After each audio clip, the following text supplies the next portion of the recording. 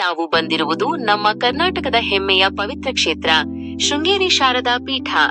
ಇದು ಒಂದು ಪುಟ್ಟ ಊರಿನಂತೆ ಕಾಣಬಹುದು, ಆದರೆ ಇದರ ಇತಿಹಾಸ, ಮಹತ್ವ ಮತ್ತು ಶಕ್ತಿ ಎಲ್ಲವೂ ಅಪಾರವಾದದ್ದು.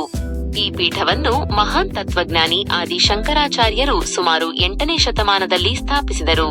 ಒಂದು ಸರ್ಪವು ಮಳೆಗಾಲದಲ್ಲಿ ಕಪ್ಪೆಯೊಂದಕ್ಕೆ ತನ್ನ ಹೆಡೆಯನ್ನು ಬಿಡಿಸಿ ರಕ್ಷಿಸಿದ ದೃಶ್ಯವನ್ನು ಕಂಡು ಇಲ್ಲಿ ಧರ್ಮ ಮತ್ತು ಕರುಣೆ ನೆಲೆಸಿದೆ ಎಂದು ಭಾವಿಸಿ ಆಚಾರ್ಯರು ಈ ಪುಣ್ಯಕ್ಷೇತ್ರವನ್ನು ಆಯ್ಕೆ ಮಾಡಿದರು ಎಂಬ ಪ್ರತೀತಿ ಇದೆ. ಇದು ಕೇವಲ ದೇವಸ್ಥಾನವಲ್ಲ, ಇದೊಂದು ಜ್ಞಾನಪೀಠ. ಇಲ್ಲಿ ವೇದಾಧ್ಯಯನ, ಸಂಸ್ಕೃತ ಪಾಠ ಮತ್ತು ಧಾರ್ಮಿಕ ಶಿಕ್ಷಣವು ಅನಾದಿ ಕಾಲದಿಂದಲೂ ನಿರಂತರವಾಗಿ ನಡೆಯುತ್ತಾ ಬಂದಿದೆ. ಇಲ್ಲಿನ ಮುಖ್ಯ ದೇವತೆ ಶ್ರೀ ಶಾರದಾಂಬೆ. ಜ್ಞಾನದ ಅಧಿದೇವತೆಯಾದ ಶಾರದಾಂಬೆಯ ಆಶೀರ್ವಾದ ಪಡೆಯಲು ವಿದ್ಯಾರ್ಥಿಗಳು, ಪೋಷಕರು ಮತ್ತು ಭಕ್ತಾದಿಗಳು ಹೆಚ್ಚಿನ ಸಂಖ್ಯೆಯಲ್ಲಿ ಆಗಮಿಸುತ್ತಾರೆ. ಪರೀಕ್ಷೆಯ ಸಮಯದಲ್ಲಿ ಬಹಳಷ್ಟು ಜನ ಇಲ್ಲಿಗೆ ಬಂದು ವಿಶೇಷ ಪ್ರಾರ್ಥನೆ ಸಲ್ಲಿಸುತ್ತಾರೆ. ಶೃಂಗೇರಿಯ ಇನ್ನೊಂದು ವಿಶೇಷತೆ ಎಂದರೆ ತುಂಗಾ ನದಿ. ದೇವಸ್ಥಾನದ ಪಕ್ಕದಲ್ಲೇ ಶಾಂತವಾಗಿ ಹರಿಯುತ್ತಿರುವ ತುಂಗಾ ನದಿಯನ್ನು ನೋಡಿದರೆ ಮನಸ್ಸಿಗೆ ಅಪಾರ ಶಾಂತಿ ಸಿಗುತ್ತದೆ. ನದಿ ತೀರದಲ್ಲಿ ಕುಳಿತು ಸ್ವಲ್ಪ ಸಮಯ ಕಳೆದರೆ ಒಂದು ರೀತಿಯ ಸಕಾರಾತ್ಮಕ ಶಕ್ತಿ, ಪಾಸಿಟಿವ್ ಎನರ್ಜಿ ನಮ್ಮದಾಗುತ್ತದೆ.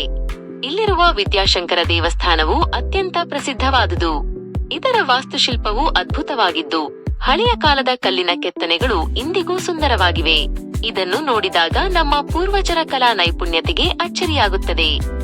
ಪ್ರತಿ ವರ್ಷ ಇಲ್ಲಿ ನವರಾತ್ರಿ ಹಬ್ಬ ಅತ್ಯಂತ ವೈಭವದಿಂದ ನಡೆಯುತ್ತದೆ. ಸಾವಿರಾರು ಭಕ್ತರು ಈ ಸಮಯದಲ್ಲಿ ದೇವಿಯ ದರ್ಶನಕ್ಕೆ ಬರುತ್ತಾರೆ. ದೇವಿಯ ಅಲಂಕಾರವಂತೂ ಕಣ್ಣಿಗೆ ಹಬ್ಬದಂತೆ ಇರುತ್ತದೆ. ಶೃಂಗೇರಿ ಮಠಕ್ಕೆ ತನ್ನದೇ ಆದ ಭವ್ಯ ಗುರುಪರಂಪರೆ ಇದ್ದು, ಪ್ರಸ್ತುತ ಪೀಠಾಧಿಪತಿಗಳ ಆಶೀರ್ವಾದ ಪಡೆಯಲು ಭಕ್ತರು ದೂರ ದೂರುಗಳಿಂದ ಬರುತ್ತಾರೆ. ಇಲ್ಲಿ ಬೆಳಗಿನ ಪೂಜೆಯ ಸಮಯದಲ್ಲಿ ಕೇಳಿಬರುವ ಗಂಟೆಯ ನಾದ ಮತ್ತು ವೇದ ಮಂತ್ರಗಳ ಘೋಷವು ದೇಹದಲ್ಲಿ ರೋಮಾಂಚನ ಉಂಟುಮಾಡುತ್ತದೆ. ನಗರ ಜೀವನದ ಗದ್ದಲ ಮತ್ತು ಒತ್ತಡದಿಂದ ದೂರವಾಗಿ ಪ್ರಕೃತಿ, ನದಿ ಹಾಗೂ ದೇವಸ್ಥಾನದ ನಡುವೆ ಕಳೆಯುವ ಸಮಯವು ಅತ್ಯಂತ ಪವಿತ್ರ ಅನುಭವ ನೀಡುತ್ತದೆ.